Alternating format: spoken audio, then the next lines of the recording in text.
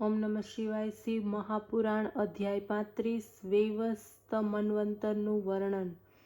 સુતજી બોલ્યા કે દક્ષ કન્યાથી કશ્યપ ઋષિ દ્વારા વિવસ્વાન સૂર્ય પેદા થાય. એમને સંજ્ઞા, વ્રષ્ટા, સુરેણુકા નામની પત્નીઓ હતી.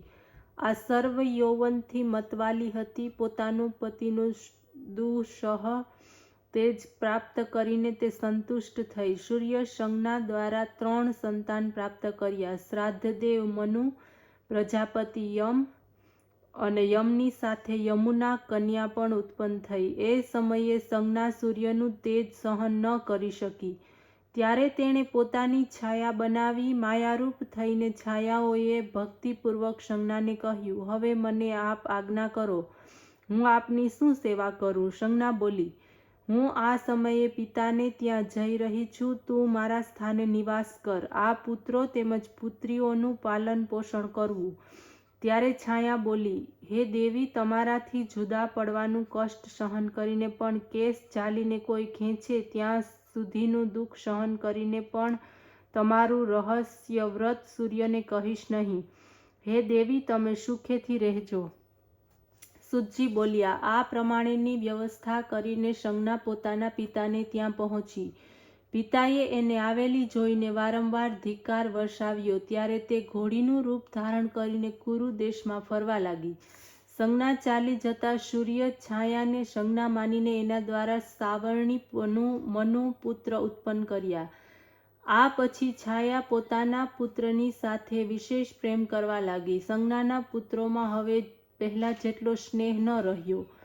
યમે આ વાત જાણી એમને ક્રોધ ઉત્પન્ન થયો. એમણે છાયાને એક લાત મારીને ત્યાં ઠપકો આપ્યો. ત્યારે છાયાએ પણ યમને શાપ આપ્યો કે ક્રોધને લીધે લાત માટે ઉચકાયેલો આ પગ નીચે પડે. યમે સર્વ વૃત્તાંત પિતાને કહી સંભળાવ્યું અને કહેવા લાગ્યા કે હે પિતાજી, એના શાપથી મને બચાવો, મારા પગ ગળી ન જાય.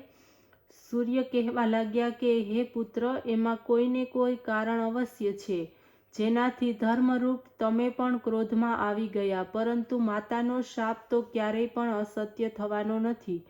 આટલું યમને કહીને છાયાને તેઓ કહેવા લાગ્યા, હે ચંડી, કે કેવી કુબુદ્ધિથી આ કાર્ય કર્યું.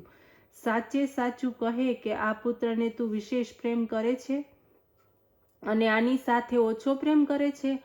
સાંભળતા જ છાયા ગભરાઈ ગઈ. એણે સર્વ સાચે સાચું કહી દીધું. છાયાના વસન સાંભળીને સૂર્ય ત્વષ્ટા પાસે ગયા. ત્યાં તેને પૂછવા લાગ્યા કે સંજ્ઞા ક્યાં છે? ત્યારે ત્વષ્ટા બોલ્યા કે તમારા અત્યંત તેજ વડે તે બળવા લાગી. તેને એ સ્વરૂપ સારું નહીં લાગતા તેજને સહન ન કરતા આ સંજ્ઞા તૂર્ણવાળા વનમાં નિવાસ કરે છે. હે ગોપતિ, હે દેવેશ, યોગના બળવાથી યોગને પામી આ સંજ્ઞા પ્રશંસા કરવા યોગ્ય છે. તેના પર કૃપા કરો.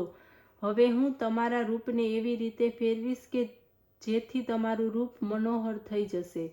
આ સાંભળતા જ ભગવાન સૂર્યનો ક્રોધ દૂર થયો. પછી મુનિએ ચંદ્ર વડે સૂર્યદેવનું વિકટ તેજ ઢાંકી દીધું. તેજ કમી થતાં સૂર્યદેવનું રૂપ શોભા પામવા લાગ્યું. આ રીતે પરમ મનોહર રૂપ થઈ ગયા. પછી યોગમાં સ્થિતિ કરી પોતાની સ્ત્રીને તેમણે જોઈ. તે પોતાના નિયમ તથા તેજ વડે સર્વ પ્રાણીઓમાં અદ્રશ્ય થઈ રહી છે. પોતાની સંજ્ઞાને તેમણે ઘોડી રૂપે જોઈ. પોતે ઘોડાનું રૂપ ધારણ કર્યું. એની પાસે પહોંચીને મૈથુનની ઈચ્છા કરી, પરંતુ પરપુરુષ તરીકે એને જાણતા આ ઈચ્છાને તેમણે ન સ્વીકારી. એ પછી ઘોડારૂપ સૂર્ય એના મુખ તેમજ નાસિકામાં પોતાનું વીર્ય મૂક્યું. વીર્ય નાસિકાના 2 છિદ્રોમાં પડ્યું હતું. તેમાંથી તે અશ્વિની કુમારો ઉત્પન્ન થયા, જે દેવતાઓના વૈદ્યો તરીકે પ્રખ્યાત બન્યા. એટલામાં સંજ્ઞાએ પતિને ઓળખ્યા. એમનાથી તે ઘણા જ પ્રસન્ન થયા. પતિની સાથે તેઓ ઘેર પાછા ફર્યા. પહેલા કરતાં પણ વધુ પ્રેમથી તેઓ એકબીજાની સાથે રહેવા લાગ્યા. યમરાજ આ કર્મ દ્વારા દુઃખી તો ઘણા થયા, પણ શું કરે? પોતે સ્વયં ધર્મપૂર્વક પ્રજાપાલન કરવા લાગ્યા. એનાથી તેઓ ધર્મરાજ તરીકે પ્રસિદ્ધ પામ્યા. એનાથી લોકપાલન તથા પિતૃઓ ઉપર શાસન તેમને પ્રાપ્ત થયું. સાવર્ણી મનુ ઘણા તપસ્વી હતા. તે પ્રજાપતિ થયા. આ જ સાવર્ણી નામના મન્વંતરમાં મનુ થશે. હવે તો તે સુમેરુ પર્વત પર જઈને કઠોર તપ કરવા લાગ્યા. યમની બહેન યમલોકને પવિત્ર કરતી તે યમુના નામની નદી થઈ ગઈ. ઓમ નમઃ શિવાય.